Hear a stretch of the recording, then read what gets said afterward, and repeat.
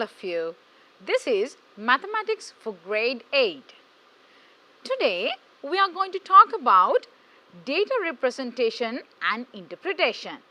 So quickly take out your mathematics textbooks and turn to page number 122. There you can find this lesson. Right. Before moving to the lesson, I thought of telling you what you are going to learn after studying this lesson. So by studying this lesson, you will be able to represent data in a stem and leaf diagram, find the maximum value, minimum value and the range of a collection of data using a stem and leaf diagram, and find the mode, median, mean and range of a collection of raw data. Right. Now before moving to grade 8 lesson, I thought of recalling you what you have learned in grade 6 and grade 7. Right. Can you remember in grade 6 you have learned on picture graphs, isn't that so? We have denoted values using pictures in picture graphs. So you can see a picture graph in my slide. Right. Then we have learned how to represent data on a bar chart, or else we name it as a column graph. Right. First we have represented data on a column graph. Then we have learned how to represent data using multiple column graphs as well. So in grade 6 we have learned picture graphs. In grade 7 we have learned column graphs. Right. Now this year what are we going to learn? This year we are going to learn about stem and leaf diagrams. Right. Have you heard this word before? Stem and leaf diagrams. This is a new word for you, isn't that so? Right. Here also we are representing data using this diagram. So I thought of teaching you how to represent data on a stem and leaf diagram by using a question. So at the very beginning of the lesson, shall we move on to a question? Have a look at this. 11 students have obtained following marks for a mathematics text paper in grade 8. Now these marks are given out of 40. Right. Now have a look at these marks, and now these are the marks. 20, 24, 19, 20, 14, 8, 33, 6, 36, 20 and 35. Right. Now looking at these data, what can you say? What about these numbers? I can observe only 2 places in each and every number. Isn't that so? Each and every number consists of only the ones place and the tens place. Right. I have got only 2 decimal places. Now I am going to represent these data on a stem and leaf diagram. Right. When we are representing data on a stem and leaf diagram, if we are having only 2 decimal places in the data, then of course we have to take the ones place under the leaf. Then that means the tens place should be taken under the stem. So we will represent these data on a stem and leaf diagram. Now have a look at this one. Right.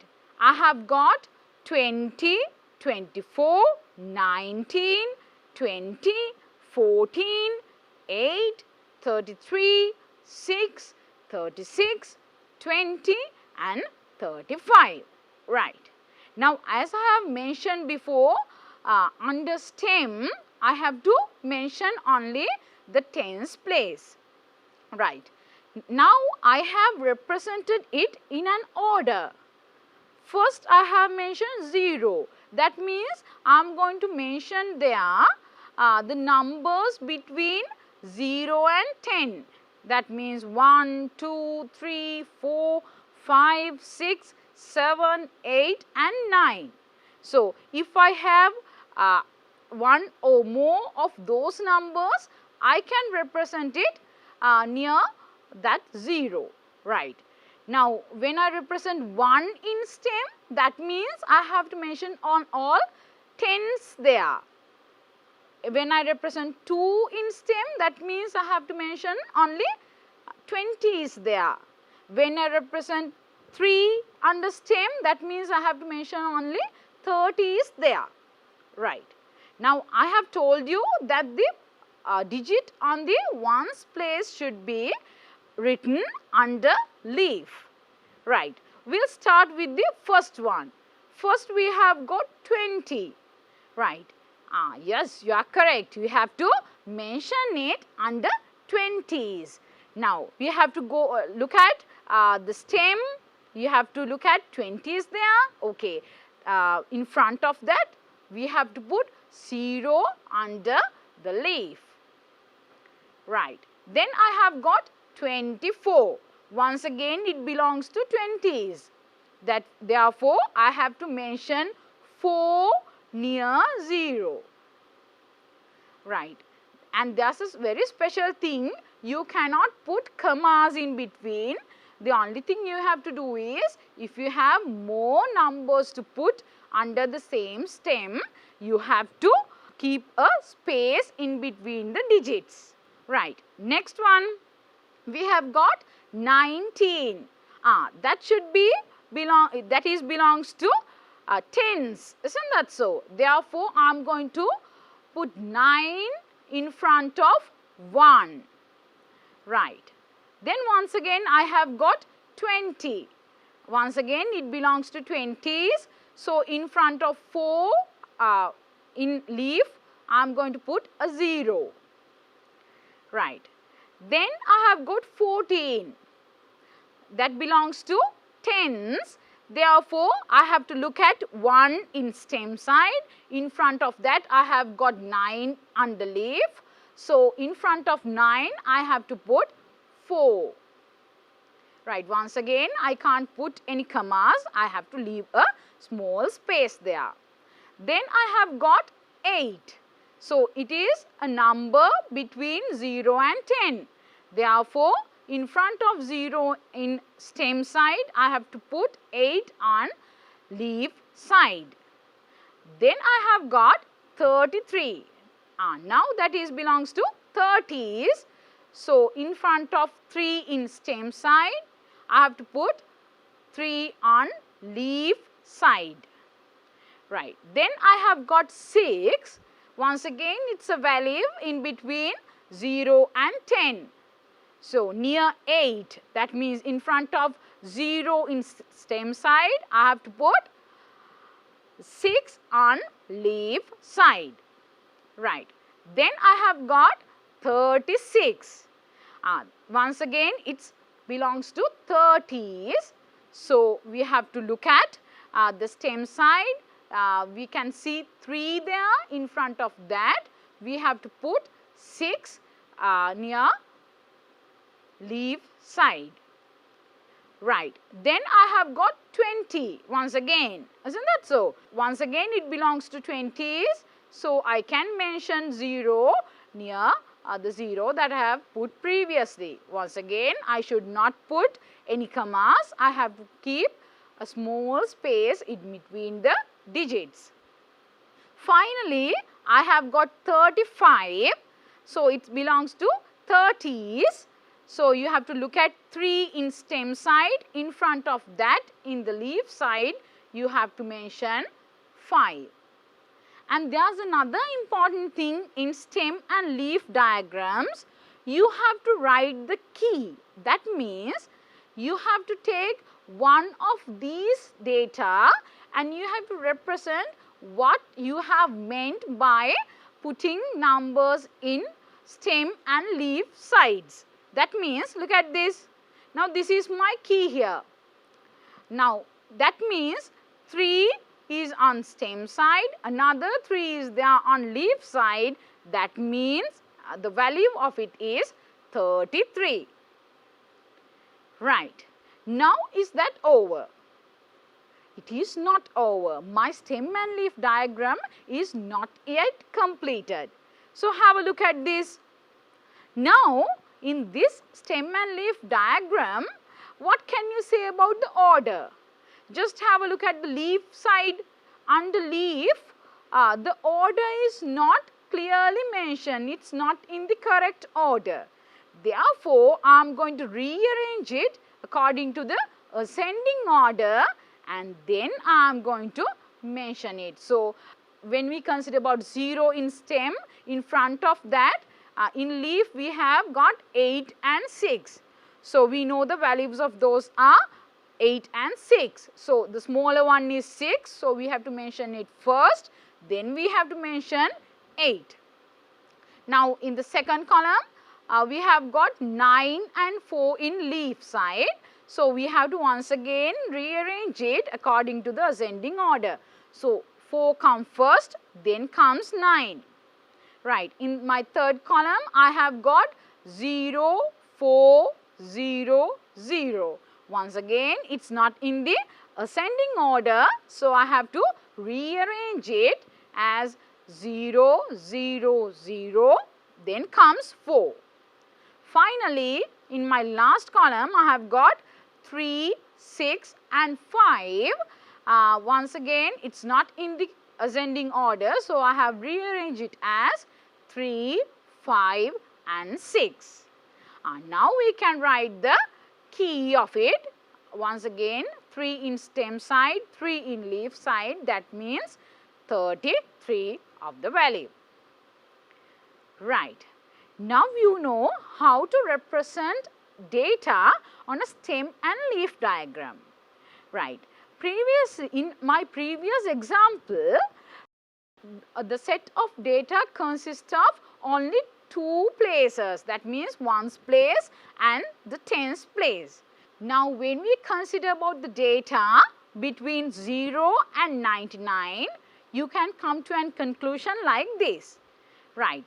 The value in the unit place of a datum is indicated as the leaf, and the value in the 10's place is indicated as the stem. Always we have to take the value in the 1's place to under the leaf, then value in the 10's place under stem. If we have to put only data with in between 0 and 99. Right. We will move on to little bit different example. Now, here we had data only between 0 and 99. Now, this time I am going to have data more than that. The values are more than that. So, we will move on to the next example now. Example number 2. The heights of some students in a class are given below in centimeters. Right. You also may have measured your height in centimeters. So, here also we have measured the height of some students in a class in centimeters. So, we will have a look at their heights: 118, 123, 137, 110, 145, 153, 112, 133, 142, 151, 120, 127 and finally 145. Right. Here we can see all the data more than 100 but less than 200. That means we can say those are in between 100 and 200. Right. Now, previously we have learnt how to represent data on a stem and leaf diagram. The values of the data are in between 0 and 99. Now, this time it is more than 100. Therefore, how to represent these data on a stem and leaf diagram? We will see. Right. Now, they have asked us to represent this data in a stem and leaf diagram. This time, once again, I am going to get the digits on the 1's place under leaf. Then digits on the tens place and hundreds place together under stem. Right. Now we will put this data in a stem and leaf diagram. So we have got 110s, 120s, 130s, 140s and 150s. So therefore I have put 11, 12, 13, 14 and 15 under stem.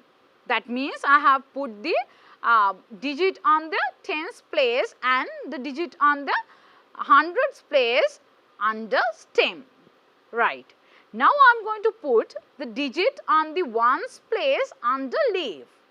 So if I get 118, I have to put it under leaf in front of 11.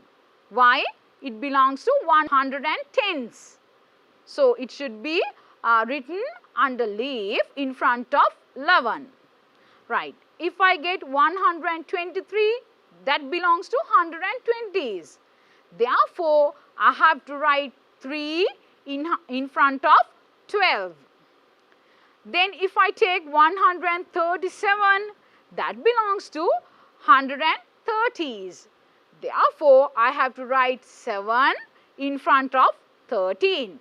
Then if I get 110, that belongs to 110s. Therefore, I have to put 0 in front of 11. If I get 145, that means it belongs to 140s. Therefore, I have to put 5 in front of 14. If I get 153, that means it belongs to 150s.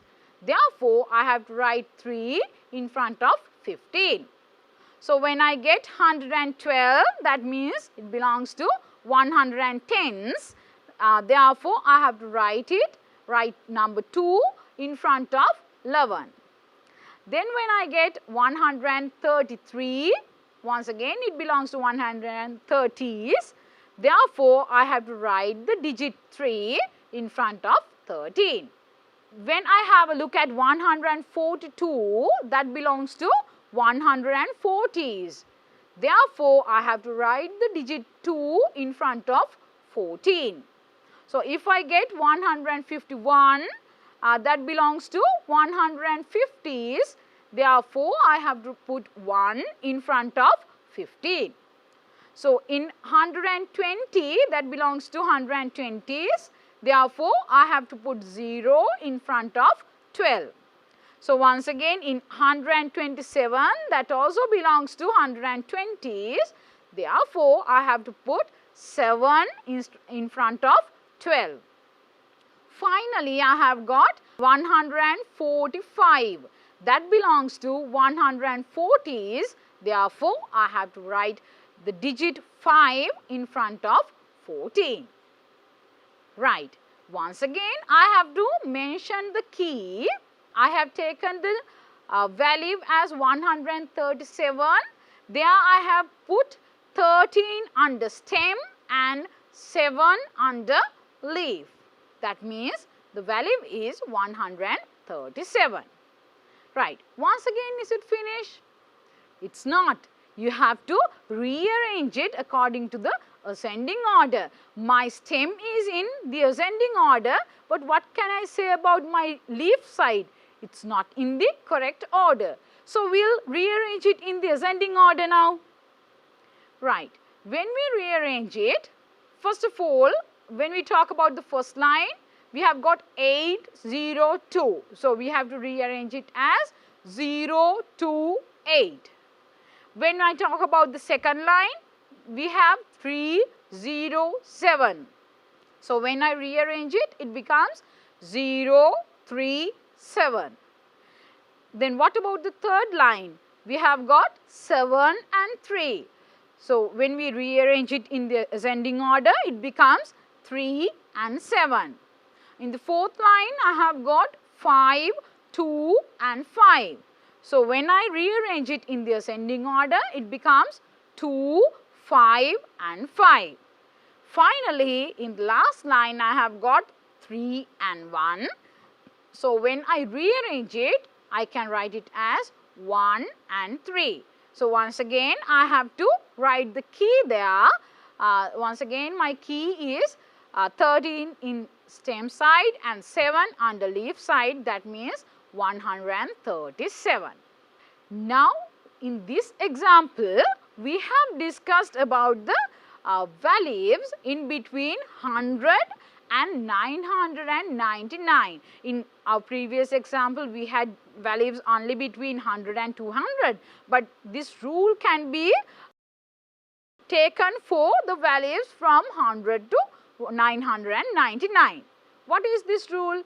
When we are putting the data, when we are representing the data on a stem and leaf diagram, when the data is from 100 to 999, the value in the units place of a datum is indicated as the leaf, and the value in the tens and hundreds places considered together is indicated as the stem. Now, have a look at our stem and leaf diagram and see whether it's true. Yes, we have put only the ones place in leaf side and the tens place and the hundreds place together in stem side. Right. Once again, I have not put any commas in between the digits. I have put only small gaps. You also have to consider about that. Never put commas. You have to keep a small gap between the digits in the leaf side. Now, in previous examples, we have discussed about the data in between 0 and 99, then 100 and 999. Right. What about the decimals? If decimal comes, what would happen? We'll see. Have a look at this example now. The masses of the pumpkin for sale in a certain shop on a particular day are given below in kilograms. Now, in my picture, we can see some pumpkin. Have you been to the market to buy pumpkin? Have you measured the mass of pumpkin? What can you say? Can you get it exactly in kilograms? Exactly whole numbers in kilograms? No, there are grams also. For an example, you might get a pumpkin of 5 kilograms, 100 grams. So, if I want to represent it only in kilograms, it becomes 5.1 kilograms. So, if I measure pumpkin of mass 5.7 kilograms, that means it has 5 kilograms and 700 grams. If I am mentioning it in grams, it is 5,700 grams. Right. Now, in this example, I have got the mass of pumpkins. Right. You can observe there are decimals here. We have got 5.1, 5.5, 4.0, 4.8, 5.6. Likewise, we have got the values from 3.9 to 6.8. Isn't that so? Now, we are going to mention these values in a stem and leaf diagram. Now, how to do that? In previous cases, I have told you to put the digit on the ones place under leaf and rest of the digits under stem. But in this case, since it has only one place in decimal side, I am going to put the digit in the decimal place. That means digit on the first decimal place under leaf, and I am going to put the value in the ones place under stem. So, we will have a look at that one. Right. Now, I am representing it in a stem and leaf diagram. Right. Now, here under stem, I have represented the digits on the ones place. So, under leaf I have represented the digits on the first decimal place. Right. Now, it is little bit different when we compare to the previous ones, isn't that so? So, when I look at this stem and leaf diagram, we have to identify that we have mentioned for the digits on the first decimal place under leaf and the digits on the ones place under stem. How to identify that? For that we have to mention the key. Right. Here I have taken the data of 3.6. So, I have put 3 under stem and 6 under leaf. Therefore, that means 3.6 in value. Right. So, it is easy for us to represent decimals also in stem and leaf diagrams. Isn't that so? Right. Now, we will move on to some questions that we can come across under stem and leaf diagrams. Right. I am going to use the same stem and leaf diagram that I have drawn right now. So, we will move on to some questions. Right. First one, what is the mass of the heaviest pumpkin? Now, how to find that? You know that in stem and leaf diagrams, we always put values in ascending order. That means the value represented by the first digit of leaf side means the lowest value, that means the smallest value, and the greatest one is the last digit in the final row. So, they are asking what is the mass of the heaviest pumpkin. That means we have to go for the greatest value. So, here we can see the last digit under stem is 6, the last digit under leaf is 1. So, we know that 6 means the ones place digit, 1 means the first decimal placed digit. Therefore, what is the mass of the heaviest pumpkin? That is 6.1 kilogram. Right. Now, we know how to find the greatest value of the stem and leaf graph by looking at the graph. Now, we will move on to another question. What is the mass of the pumpkin with the least mass? Now, they are asking for the least one. Now, previously also I have discussed, we have represented the leaf side in ascending order. We always represent the value, we always put value into the stem and leaf diagram in ascending order. That means the smallest one comes first. So, the smallest value in stem side is 3, the smallest value in leaf side is 6. Therefore, the 3 represents the ones place digit and 6 represents the first decimal place digit. Therefore, 3 from stem side, 6 from leaf side means 3.6 kilograms. So, that is the mass of the smallest pumpkin in that market. Isn't that so? Right. Then we will move on to another one. This time, I want to find the range of the data which is represented in this stem and leaf diagram. So, how to find the range? Now, we know the greatest value, that is 6.1, and we know the least value, that is 3.6. To get the range, we have to subtract the least value from the greatest value. Therefore, 6.1 kilograms minus 3.6 kilograms, my answer is 2.5 kilograms. Right.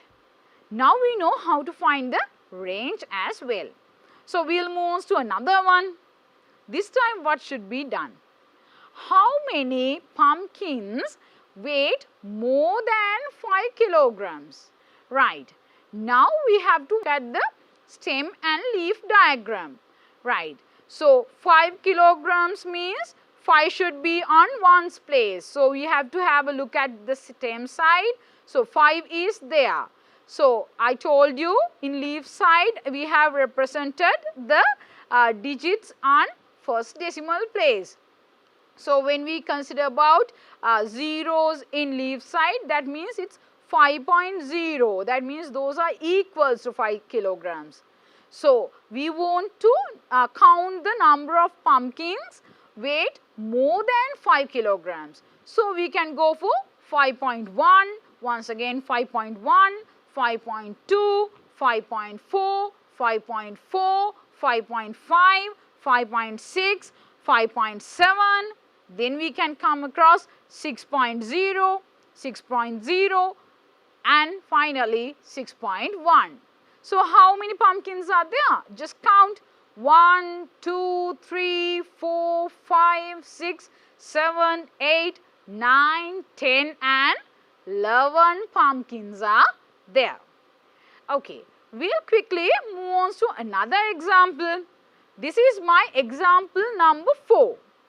This time I have come with some mangoes. Have a look at these mangoes now.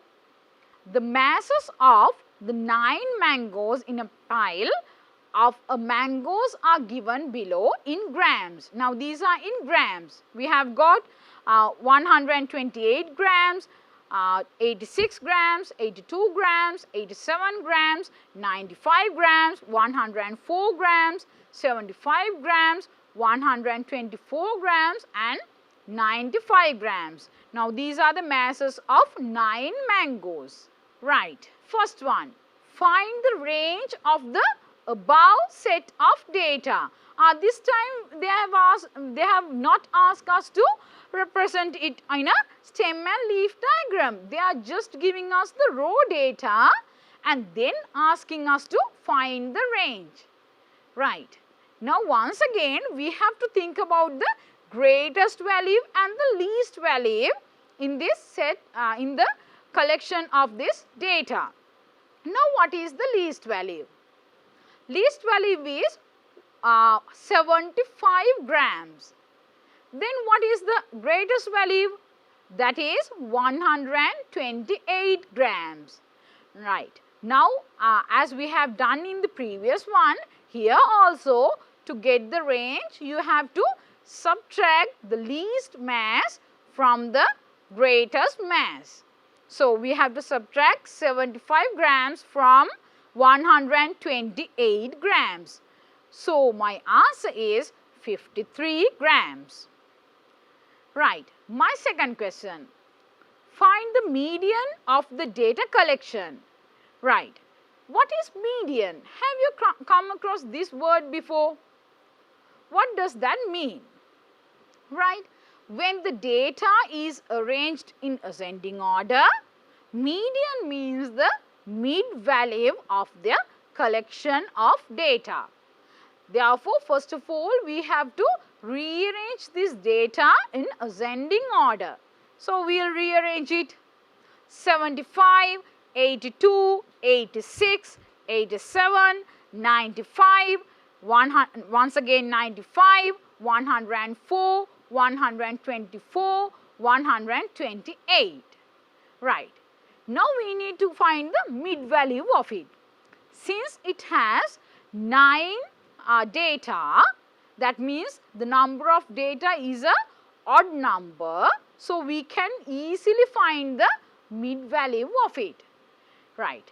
So we have to find the value at the center. So how to find that? We have got 9 data there. So I am going to add 1 and then divide the addition or divide the sum by 2. So 9 plus 1 is 10. 10 divided by 2 is 5. So the fifth data is the median of the set of data. How to count that? We have to first rearrange it in ascending order. Then we have to find the fifth data. So 1, 2, 3, 4 and 5. So my fifth data is 95. Therefore, the median can be taken as 95. Now, this method can be used for any set of data with odd number of datas in it. So, if you have odd number of datas, to find the median, step number 1, you have to rearrange it in ascending order. Then you have to add 1 to the number of data and get the sum and divide it by 2. Then you can find the place where your median is. Right. Now, this differs when you have even number of data. We will talk about it later on. Right. Then the next question. Find the mode of the data collection. Now, we have to think about the mode. What is this mode? Have you come across the word once again? We will see. In a collection of data, some of the values could be identical. The value which occurs most often is called the mode of that collection of data. Right. There can be more than one identical values in a collection of data. But when we have a look at this collection, we have only one identical value. 95 is there for 2 times. Isn't that so? So, 95 is the value which occurs most often in this collection of data. Therefore, I can say the mode of this collection of data is 95 grams. Right. Then the next one. Find the mean of the data collection. Right. So, first we found the range, then we came for median, then the mode, now finally the mean. What does that mean? How to find the mean? Before moving to this question, I thought of asking you a question. Can you remember how your average is calculated after obtaining the results of your term tests? After obtaining the results of your term test, your teachers or your parents might have calculated the average. How did you do that? You have added all your marks together and divided it by the number of subjects you have sat for the examination. Isn't that so? Once again, I will say you have added all your marks together and divided it by the number of subjects that you have sat for the examination. Then you got the average. Now, here the mean is also the same. Here also we have to do the same thing. We have to add all the values together. I have got some values, so I can add 128 plus 86 plus 82 plus 87 plus 95 plus 104 plus 75 plus 124 plus 95. Then I have divided the sum by the number of data. Here I have got 9 data in my collection. So, I have divided the sum by 9. Right. The sum is 873. When I divide it by 9, I can get the answer as 97. So, the mean of this data collection is 97 grams. Right. We will once again move on to another example. We will see this example may be little different from the previous one. We will see. The number of bread for sale in a certain bakery on a particular day are given below. I will say it once again. The number of bread for sale in a certain bakery on a particular day are given below. So, we can read it out. 43, 40, 39, 37, 43, 47, 47, 55, 36 and finally 42. So, first of all, we have to find the range of the above set of data. Right. Now, you know how to find the range. First of all, you have to come across the highest value or the greatest value. Then you have to subtract the least value from that. So, here 55 and the least value is 36. So, we have to subtract 36 from 55. Then my answer is 19. So, here the range of this set of data is equals to 19. So, when we move on to the second part of it, find the median of the data collection. Once again, you know how to find the median, but here how many data are here? We'll count 1, 2, 3, 4, 5, 6, 7, 8, 9 and 10. That means here we have got an even number of data in my collection of data. Therefore, we cannot use the previous method. Here, the median, that means the mid values, comes in between two numbers. Isn't that so? When first of all, we have to arrange it in the ascending order. Then the median comes in between two numbers. We'll see. First, we'll arrange it in ascending order. So, it is 36, 37, 39, 40, 42, 43, once again 43, 47, once again 47, finally 55. As it has even number of data, we can't use the previous method. Now, what should we do? So, first of all, we have to find the two numbers in the middle of this set of data. So, how to find that? First, we are going to divide the number of data by 2. So, here I have got 10 number of data. So, when I divide it by 2, then it comes the fifth value. Then I have to once again divide the number of data by 2 and add 1 to it. So, 10 divided by 2 is once again 5. 5 plus 1 is 6. So, 5 and 6 are the two numbers in the middle of this set of data. So, how to get the median now? First of all, we will see what are the two numbers. We have got 42 and 43. So, to get the median, we have to have the addition of, we have to add 42 and 43 together. Then we have to divide the sum by 2. So, when we add 42 and 43, it is 85. 85 divided by 2 is 42 and half. It's as a mixed number. So, you can write it as a decimal also, 42.5. Now, we have done two parts of the question. So, we will move on to the third part of it. Right. Find the mode of the data collection. Right. Once again, you can remember what I have told you, isn't that so? What is mode? Mode means the value which occurs most often. So, we will see here I can see 47 twice. And what else? What else can you observe? Yes, we can see 43 also twice. Now, 43 is in 2 times, 47 is also in 2 times. So, we can't choose one from either of it. Therefore, we have to have two values as mode of this collection of data.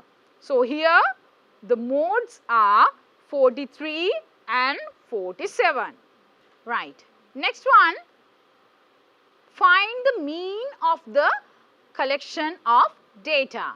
Right. Now, we are going to find the mean. Can you remember how we got the average? The example I have given you? Right. You have to use the same method. So, we are going to add all the values together and divide the sum by number of data. Here we have got 10 data.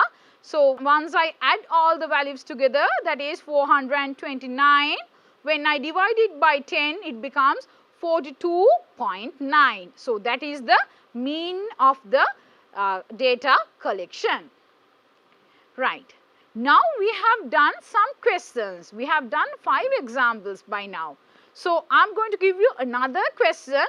Try to do it before me now. Right. We will read the question.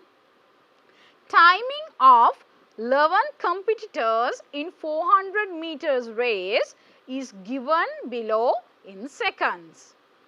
Right. Now, these are the data, these are the set of data. Right.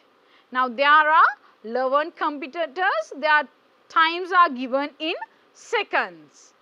So, by looking at that, can you tell me what is the maximum time elapsed? Elapsed means the time taken by the competitor. So, what is the maximum time elapsed? We will see. Yes, that is 64 seconds. The competitor number 7 has taken 64 seconds. That is the maximum time elapsed. Then next one. What is the minimum time elapsed? Now have a good look. Okay, we can see first competitor has ended the race in 58 seconds. So, we can say 58 seconds is the minimum time elapsed. So, now we have asked to find the range of the set of data. Now, we know the maximum value, we know the minimum value. The maximum time is 64 seconds and the minimum time is 58 seconds. So, to find the range, we have to subtract the minimum value from the maximum value. So, 64 minus 58, we can get the answer as 6 seconds. Right. Then we have asked to find the mode of the set of data. That means this data collection. So, what is the mode? Can you see 61 seconds is there in 3 occasions, isn't that so? Competitor 2, 5 and 10 have completed the race in 61 seconds.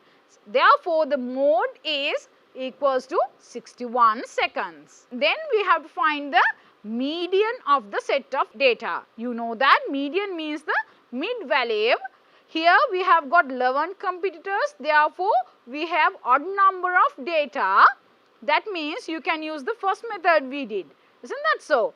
First of all, we have to arrange the set of data in ascending order.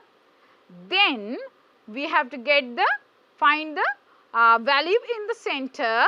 So, there are 11 data. So, add 1 to it. Divide the sum by 2. 11 plus 1 is 12. 12 divided by 2 is 6. So, sixth value is 61. Therefore, 61 is the median of the collection of this data. Now, we are going to go for a question in your mathematics textbook. So, in exercise 27.3, I am going to talk about the 6th question. That is there in page number 136. Right, we will read the question. The mean of the masses of 4 children is 34 kilograms. When another child joined, the mean mass increased to 38 kilograms. First one, find the total mass of the 4 children. Now, how did we get mean? If there are only 4 children, we have add the mass of all 4 children together and divided it by 4. That is how to get the mean of the 4 children. So, here we know the mean and we know the number of children. So, they are asking us to find the total mass of the 4 children. Therefore, we have to multiply the mean by 4. So, 34 multiplied by 4. So, we can get 136 kilograms. Right. Then question number 2. What is the mass of the child who joined later? Now, there says another child joined and the mean changed to 38. Right. So, we will find how to find that. We know the total mass of the 4 children, that is 136 kilograms. Now, if the mean is changed to 38, we will find the total mass of the 5 children. How to get that? 38 kilograms multiplied by 5. So, it is 190 kilograms. Right. Now, we know the total mass of all 5 children and we know the mass of all previous 4 children. Therefore, we can find the mass of the 5th child by subtracting the total mass of all 5 children by subtracting the mass of the 4 children. So, 190 kilograms minus 136 kilograms, we can get 54 kilograms. So, that is the mass of the 5th child. Right. Then the third part. Show that the mean mass of 34 kilograms does not change if the mass of the child who joined later is also 34 kilograms. Now, if the mass of the child who joined later was 34 kilograms, then previously the total mass of 4 children was 136. So, if the 5th child mass is also 34, we can get the mass of all 5 as adding 34 kilograms to 136 kilograms. So, it becomes 170. So, when we get the mean of those 5, how to get that? 170 divided by 5, then it becomes 34. So, if the mass of the 5th child is also 34 kilograms, the mean would not change. Now, I think the lesson is clear for you. So, before wind up the lesson, I thought of summarize the things that we have learned today. So, first of all, we have discussed how to put data in the stem and leaf diagrams. Then we have discussed what the mode is. Mode is the value which occurs most often. Then we have discussed on median. Then we have discussed 2 ways of find the median. When there are odd number of data in the collection, we have to add 1 to the number of data and divide it by 2 to find the place where our median is. But if there are even number of data in the collection, in the middle place of the collection there are 2 numbers. So, we have to find both numbers. First, we have to divide the number of data by 2. Then, once again we have to divide the number of data by 2 and add 1. Finally, we learned how to find the mean.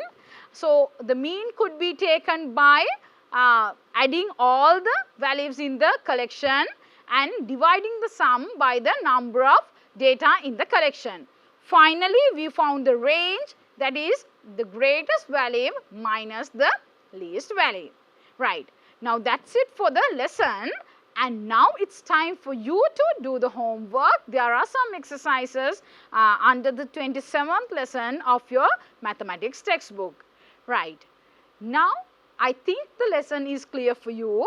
So, if you want to go through the lesson once again, or if you have missed the lesson, you can watch this lesson through the YouTube channel, Channel NIE. So, that's it for today. See you soon. Take care.